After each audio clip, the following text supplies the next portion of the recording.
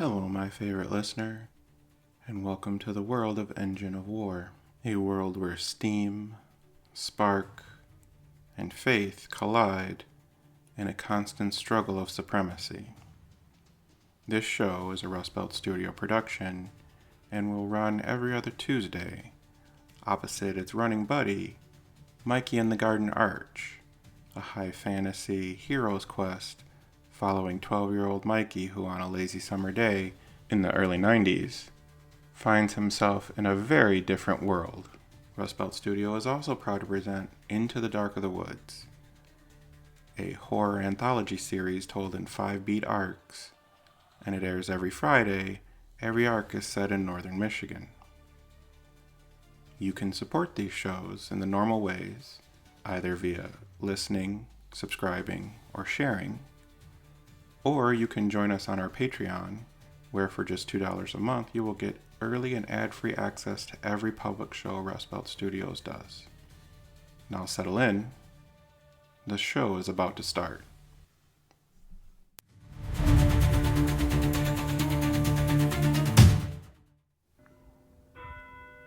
On the morning the bells tolled 9 times for the wounded, a seam split down the middle of Copperspire and breathed steam.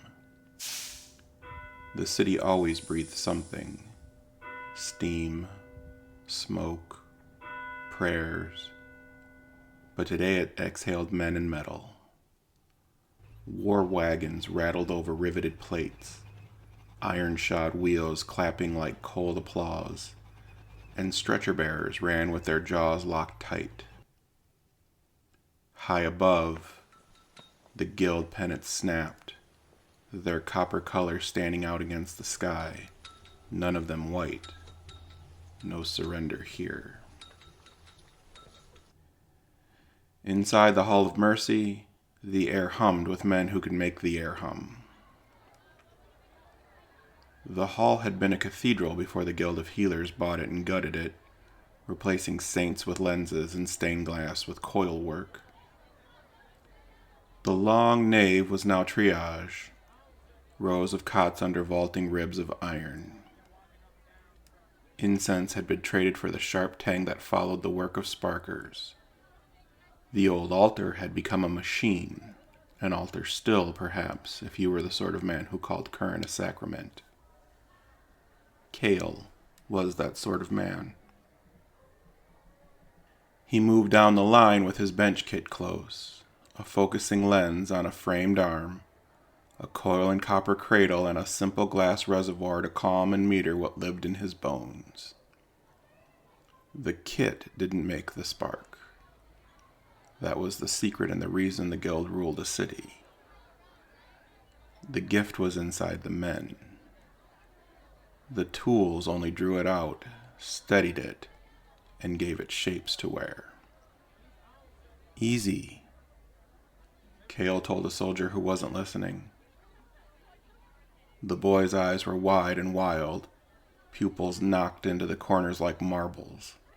His thigh was a shredded map of road and flesh and gravel. Kael set his palm to the copper cradle, felt the cool bite of metal, then the answering warmth in his chest, the place where the spark woke and uncoiled like a cat in sunlight. He breathed once, slow. The lens took the line of him and made it finer. The spark threaded outward. Ozone. Ash. Rain. The wound learned its old shape. Flesh gathered itself like someone remembering a song, and the soldier didn't cry out, he sagged. The stretcher bearer inched backward, relief loosening his jaw. Next. Kael said, and the line obeyed because the line never stopped. And it helped to think of it that way, the line, because the war had no face. You could fight a face. You couldn't fight a conveyor belt. The cities threw each other's names like stones, and names didn't bleed. Men did, women did. Sometimes the machines did, if you believed in that kind of bleeding. Kael? A voice called, dry as old wine. "Mind your draw." Docent Malin stood at the end of the aisle with his black robe hitched to keep from dragging. He was tall. Bones and hinges, eyes the color of old coins. His hands had the faint tremor of a man who had been once a bell and now only was a rope. Burned out. Spark gone, authority left.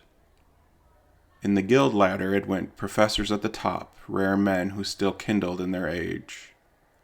Docents in the middle, once bright, now teaching a doctrine like a second spine. Then the young sparkers, the heat and muscle of the hall. Kael respected Malin. He did not love the way Malin watched men do what he could not. "Yes, Docent." "Keep the scent light. We are not fogging a theater." "Yes, Docent." Kael turned to the next cot. A young woman, arms crushed from the wrist to elbow, the shape of a gear stamped in purple underneath the skin. He could feel the fracture humming at his fingertips, like a misstruck note. He set his palm, touched the frame, lit a measured sliver of himself out. The kit steadied him. The lens softened, the line of spark thinned to a hair's width. Ozone. Ash. Rain. The bone obeyed. He drew back before the resonance could teach his heart a faster beat. He was careful. Careful mattered. The spark was finite. A man could burn himself empty in an hour and have nothing left but a headache and a bed. A fool could push and feel the gift slip its leash, run laughing out of him and never come back. They called that the forever burn. The docents were a choir of cautionary tales in black robes. "Showy," someone said lightly. Jorran had a smile that lived too close to a sneer. He was all bright teeth and bright draw, the kind of sparker who liked a little theater in his mercy. "It's work," Kael said. "Work is what I'm doing." Jorran raised his right hand and flexed like a man about to lift a barbell. "You are caressing linens."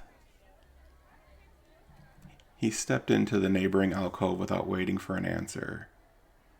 A cart-pinned worker lay there, ribs a broken cage. Jorran planted his palm on the copper like a challenge. The lens flared hard, and the smell rolled out of him in a thick tide. Ozone. Ash. Rain. Too much rain. The worker's chest rose, bones slid, and the man coughed a wet cough and blinked as if waking from a dream. Jorran didn't watch the patient, he watched Kael watch him. There. Efficient. "Wasteful," Docent Malin said from across the row, not bothering to lower his voice. "You fogged the whole aisle, boy." Jorran's smile didn't falter. "Patients live." "Patients would also like to breathe. And you would like to breathe tomorrow too, or do you plan to nap for the next 2 days and leave your fellows to pick up your slack?" Jorran's eyes flicked to Kael and back. The smile thinned. He nodded as if he'd learned something, though the something he learned was probably not the thing Malin meant to teach. Kael kept moving. He didn't count patients. Counting only made the line longer. He worked until his forearms burned and his chest felt hollow, until the glass reservoir shivered faintly with the sympathetic echo of a man emptying himself a little at a time. The spark was not electricity. Not exactly. The professor said so in lectures that turned to catechism by the third repetition. Do not name what you do not know. That was carved into the lintel over the main bench. They argued the spark had intention, mercy even. If you spent it on mending, it seemed to find you again obedient as a river that loved its old banks. In the old days, if you were to spend it on anything else, they said it broke and ran in ways that you would not like. That was doctrine, though. No hard data anymore. But it had the weight of 1,000 years of hands and lenses and whispered litanies in the Hall of Mercy, and no one argued with things like that. They chose to argue about everything else. Coil cart! Someone was shouting across the room. Coils and clean linen! The cart rattled in, piled with laundry and looped copper, pushed by a house porter that walked on 2 iron legs and had ideas above its station. The porter's single glass eye glowed a careful green. Its placard read, Property of the Hall of Mercy. In smaller letters, someone had etched with a pin, Do not feed current. The guild liked to talk to its own devices like puppies. They liked to pretend that they listened. The porter's knee joint wobbled and the eye flickered. The cart skidded a little to the left and a coil clanged to the stones and rolled. Kael stepped, caught it with the edge of his boot, and let it settle against the bench leg. The porter took another step and crumpled, knees kissing the floor too hard. Leave it, Malin called already 3 steps and a decision ahead. People first. The porter didn't count as people.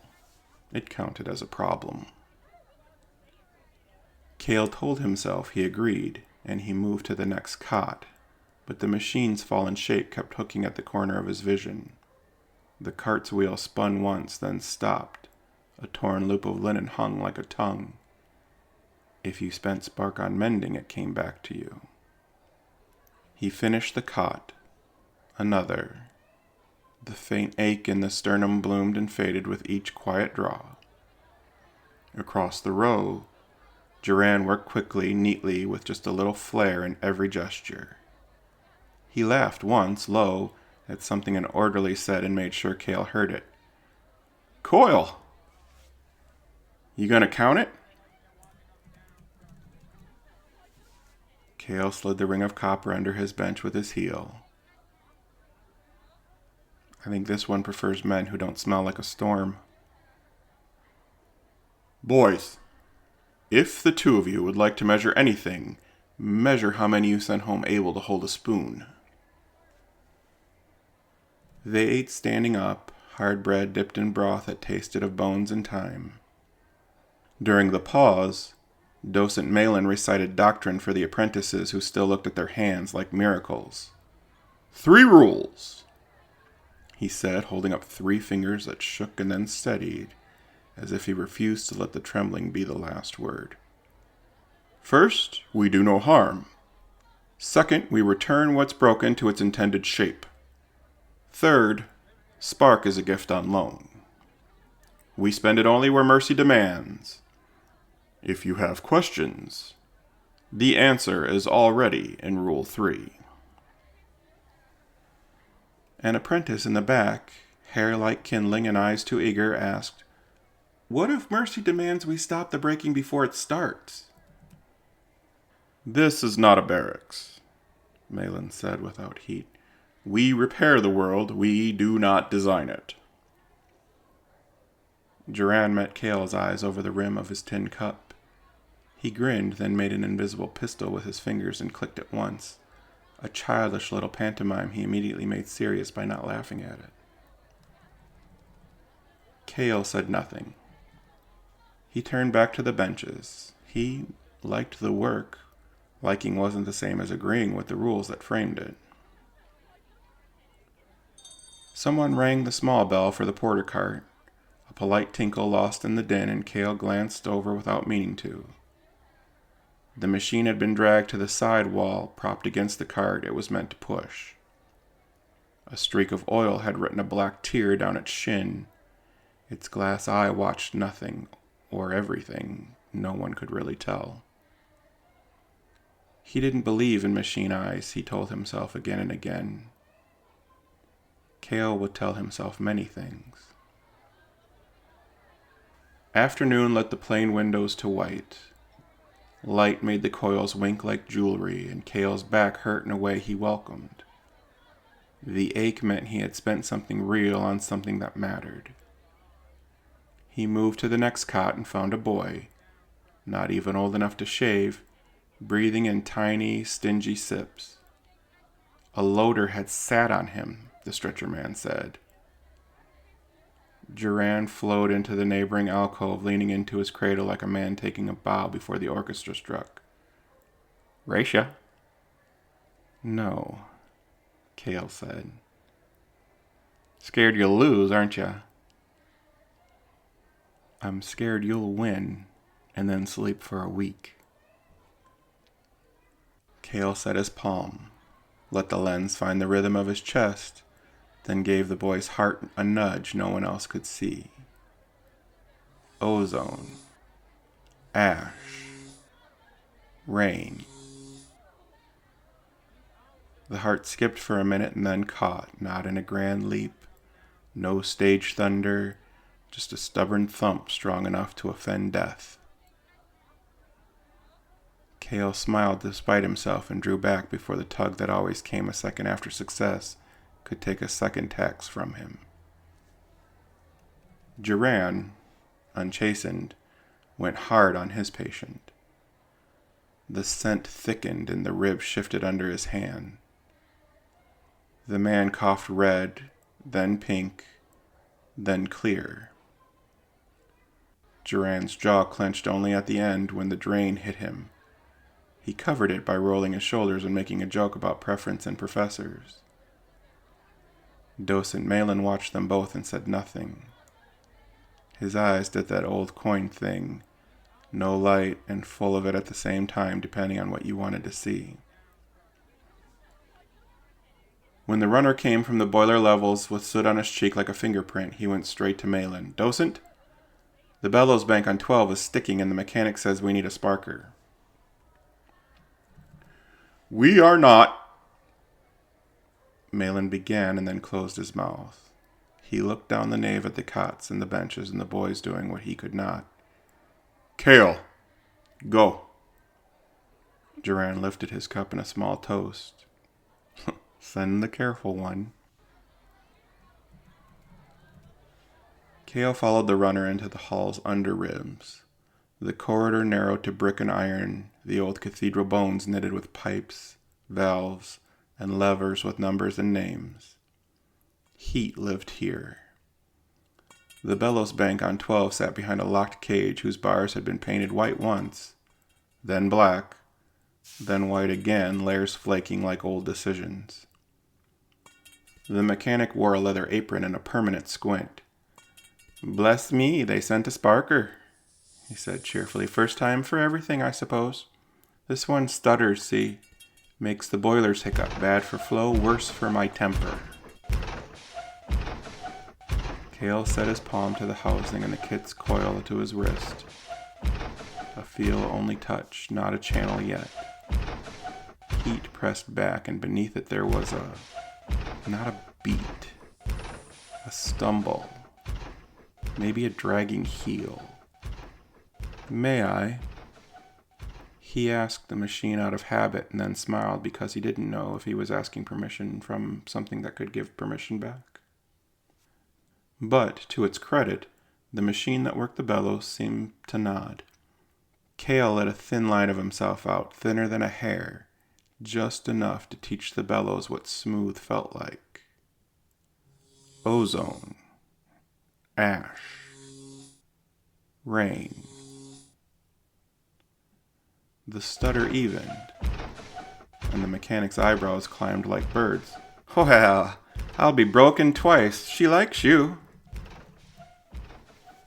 She likes steady hands, Kael said softly. He closed the valve inside himself that wasn't supposed to be overused and pulled the line of himself back. He felt the emptiness it had carved, the pleasant ache of work, and beneath it the warning he had learned to respect. Enough. On the way back up, he passed the house porter again. Someone had propped it more carefully this time. The glass eye caught a stray thread of light and pretended to be alive. Kael stopped. He looked both ways because some sins were only sins if you were seen doing them. He touched the porter's knee with 2 fingers the way you might check a sleeping child's breath. He did not reach for his kit. He did not need it for this. He set his palm flat on iron and let a whisper of himself slide along his bones and out. Fully sparking a machine was the work of the few and the reckless. The guild called it wasteful and wrong. The body took to spark like lungs to air. Steel took like rock to rain. Ozone. Ash. Rain. The joint warmed under his skin, barely a suggestion, and the glass eye flared brighter than it had since morning. Kael's heart answered not because the machine had thanked him, but because the old stories might not be just stories. He pulled back fast, faster than he would from flesh, because he could feel the cost rising.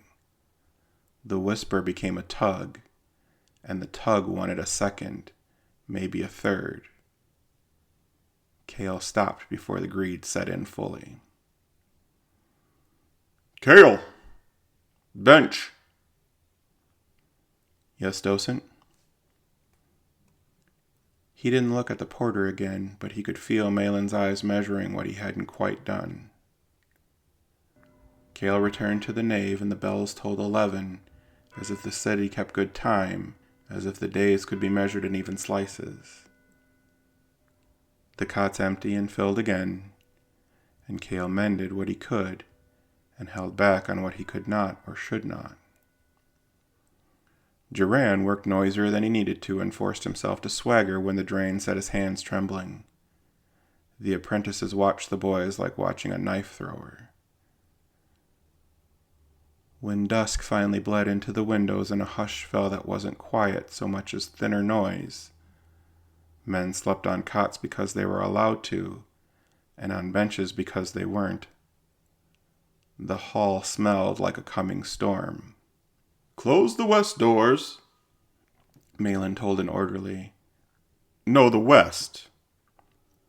A ripple in the nave drew every eye at once. A professor came down, and that didn't happen often. When they did, the room went still without being told.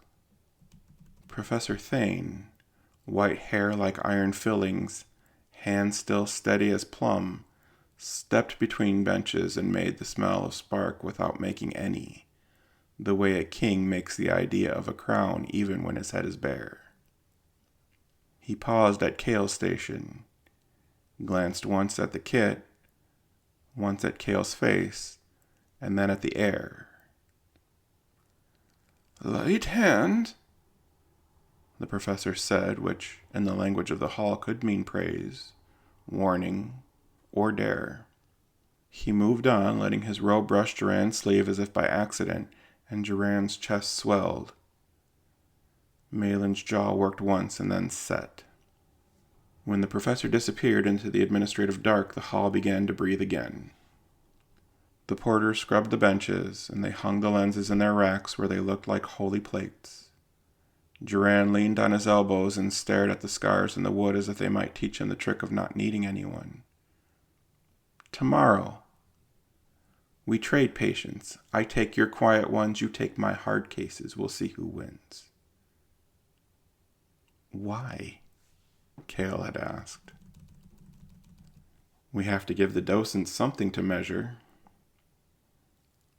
They measured plenty today. Not the thing I want, Jorran had said. Unless you're afraid of burning. Kael flexed his fingers. They ached, and the ache felt like proof. I am afraid of nothing but waste.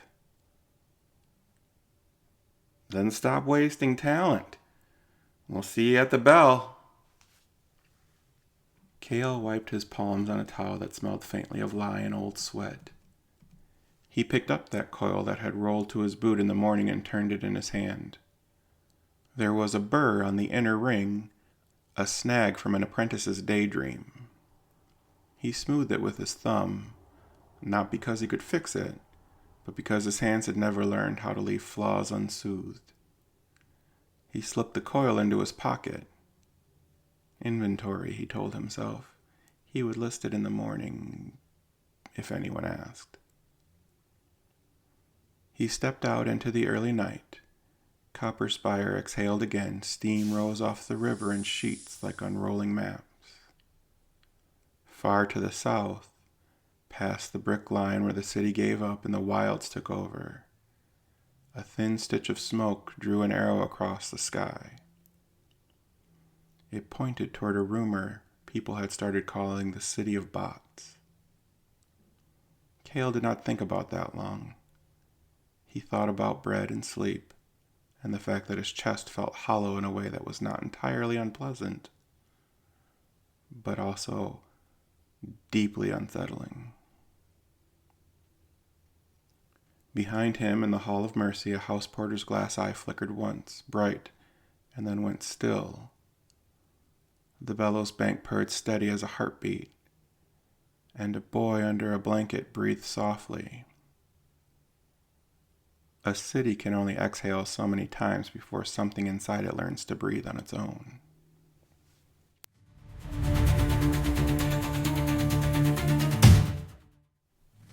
Hello again. This concludes our first episode of The Engine of War, a Rust Belt Studio production. This episode was written and performed by Bryan Foster. This show is a 22-arc serial told every other week on Tuesdays at 1 o'clock Eastern Time. There will be 2 breaks in the show. Don't fret though, they're not until July or at the end and before Season 2 starts. And yes, there will be a Season 2. I realize that's a bold claim on Episode 1, but I have faith and so should you. Rust Belt Studio is also proud to present Mikey and the Garden Arch, also on Tuesdays, the opposite Tuesday to this show. Mikey is a whimsical 1990s nostalgic trip told through wonder and a 12-year-old's vision of a fantastic world. We also present Into the Dark of the Woods, a horror anthology series set in northern Michigan that's told every Friday. You can support these shows, listening, liking, subscribing, all huge. You can share them to someone who you think might like them, also huge. Or you can join our Patreon, and the link is in the show notes below. That will take you to where you can either get early ad-free access, special featurettes, or access to being a studio executive and set the future of what we here at Rust Belt produce. Until next time, my favorite listener.